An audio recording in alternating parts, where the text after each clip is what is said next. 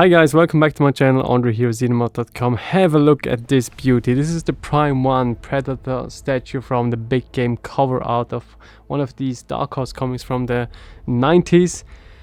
And man, I'm still in awe. I took it out of the box last week. I had such a busy week and I wanted to do this video today for you.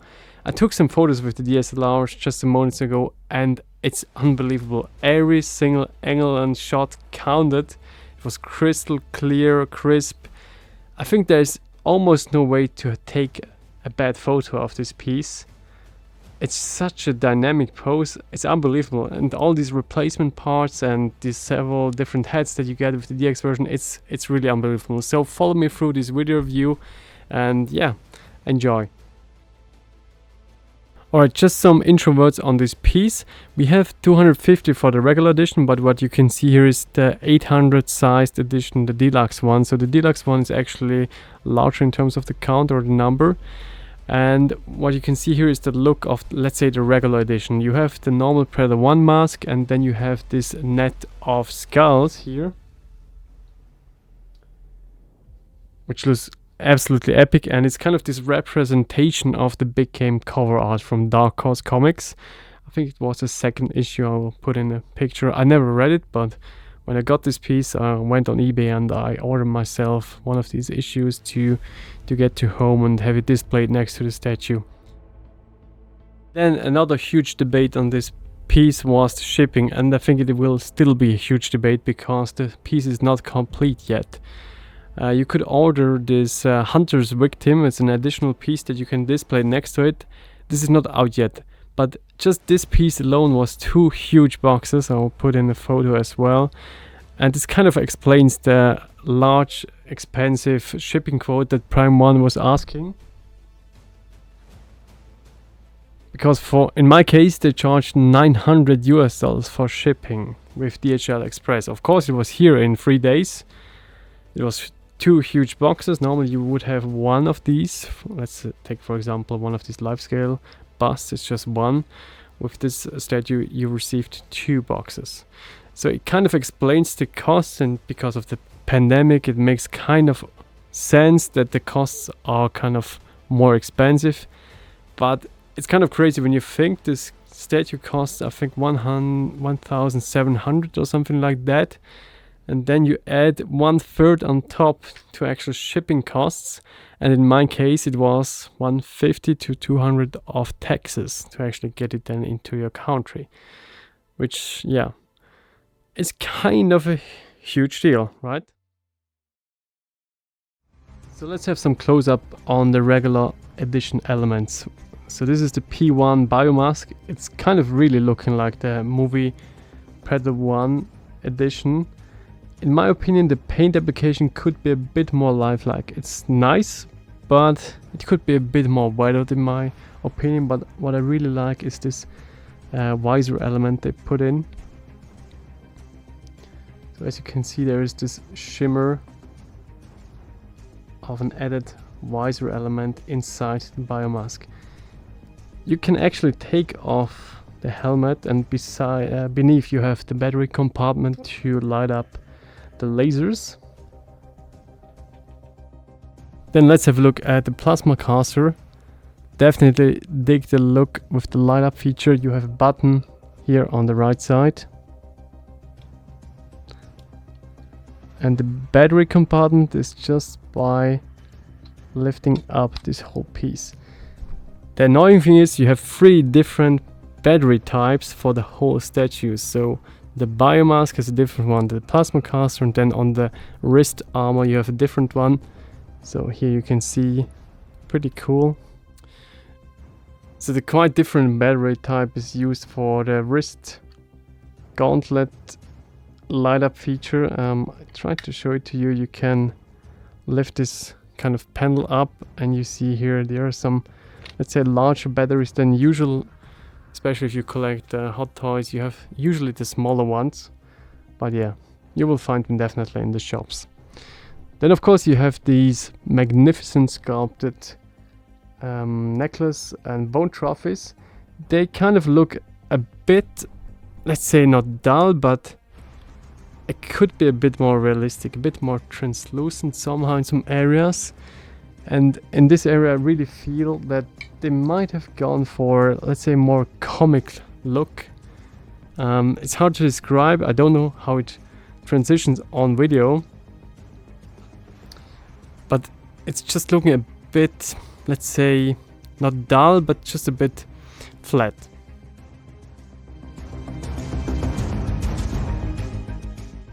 Then let's have a look at this magnificent base. It's full and rich of details. You see a lot of these branches, it's nicely painted. You see some additional bone trophies at the bottom.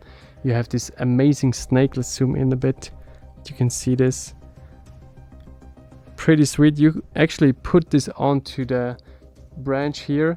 Then you have at the bottom kind of pool of blood. And this dog tag is actually a separate element. Let's see if the camera can pick that up.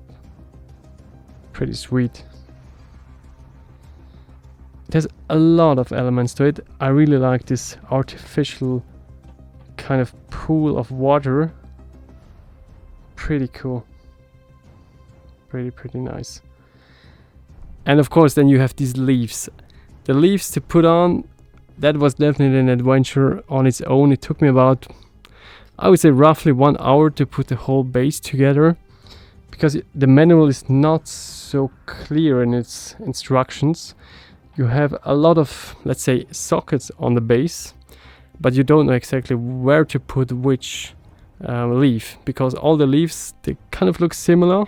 You have some larger ones, you have some smaller ones, but because the manual is so tiny, you have no clue where to actually put these leaves. But in the end, I think it's just okay to accept that you can't do it like it was on the prototype. Just take your creative freedom and just do it. It will be fine. It will be looking really good in the end.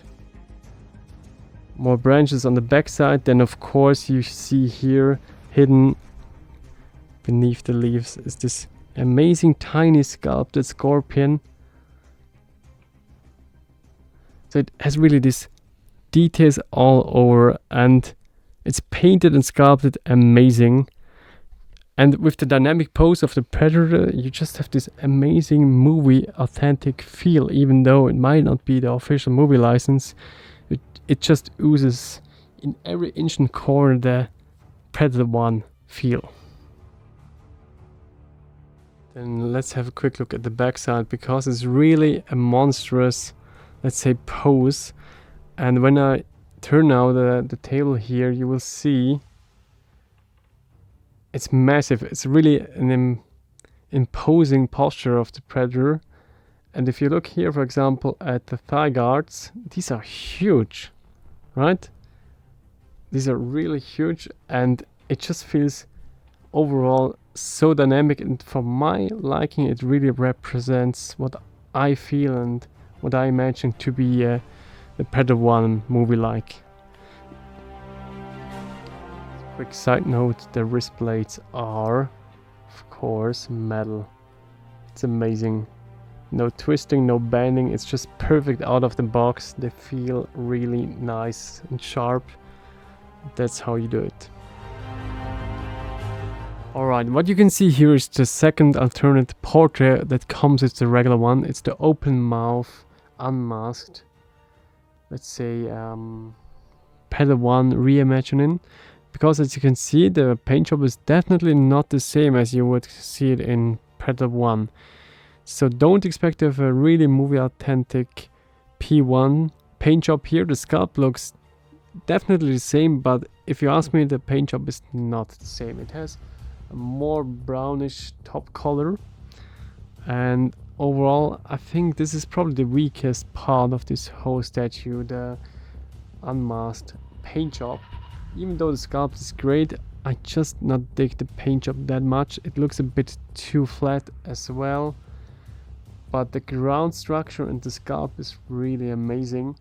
I also dig the teeth. They have this translucent kind of effect. The eyes also look nice. The veins in the mouth look good. But overall it's really this top pattern that lacks kind of.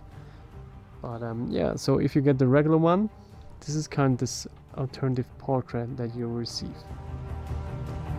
So then let's go for the third portrait. It's the unmasked closed mouth version, which only comes with the DX. You have here this huge socket and here the, let's say, pack. The nice thing is all the hair or rasta elements are kind of bendy, so it's not like full fixed resin.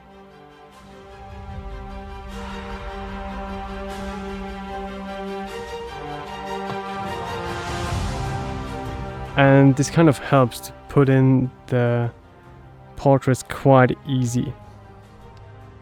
So the closed mouth version in general is, I think, better. It really is better sculpted overall, even a tad more movie authentic, but still the paint job is just not on par to, let's say, the movie look. And I think this is intentional. They just did not have the rights probably to recreate the movie look. They had not aimed to do that, and I think for that we will receive the huge Predator 1 movie authentic maquette soon. I don't know if it's already coming next year, but it was a huge announcement and I definitely will pre-order the new one.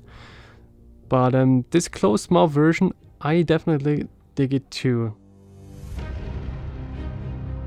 So then one of the best ideas of Prime 1 is to always provide this portrait stands, which they're amazing. So what you can see here is the P1 biomask, the open mouth portrait, and the closed mouth portrait. And the Gort I will show you as a last section in this video review. So as you can see, overall the paint job could be definitely better on these unmasked portraits. I still think they have not had the same license as the movie, so they probably deliberately decided to go for a different look. Overall it's not bad, but if you compare it to the prototype pictures, they definitely lack in terms of richness of detail, and overall they just look a bit flat and too brown. But if you look at these kind of hairs they added, it's pretty cool. And if you look a bit from a distance to it, you won't see a difference to the usual Predator 1 look.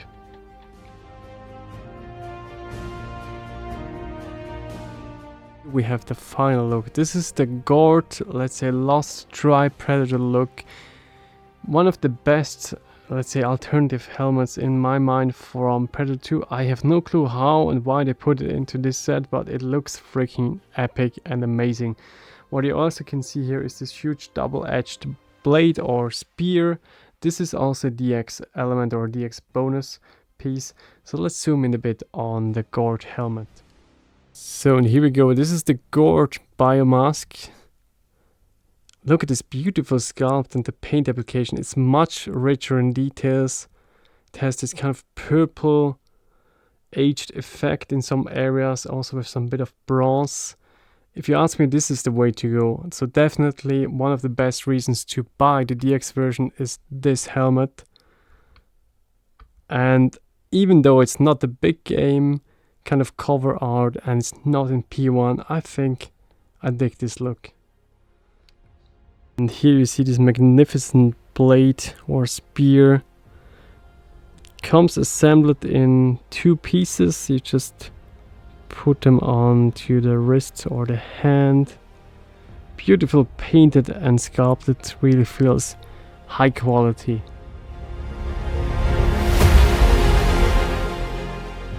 Alright guys, let's close this video with a quick size comparison. The best way to show you the epicness of this piece is to present myself next to it. So it's 70 centimeters high, the base is 45 centimeters in diameter. It's really a lot in terms of detail and richness to it, and if you ask me, 1.5K for this piece is kind of a bargain deal because it has so many elements to it. If you add another $200 you get 4 different portraits, you get 3 different stands to show and display the alternative portraits. And next to the statue, this is pretty cool. You have this alternative blade if you go for the DX, so overall it's pretty sweet. You have these 6 skulls that you can add to the base if you want, or into the actual net deck. So overall I'm really amazed. So the only thing that's kind of holding you back is probably shipping costs. the taxes, and maybe that it has not a full movie license that you probably will get the next year or 2021 with this Padawan maquette that Prime I think announced last week. But overall, the dynamic pose, you won't get that with the maquette, so this is really, really cool. Alright guys, thanks for tuning in, see you next time, and bye bye.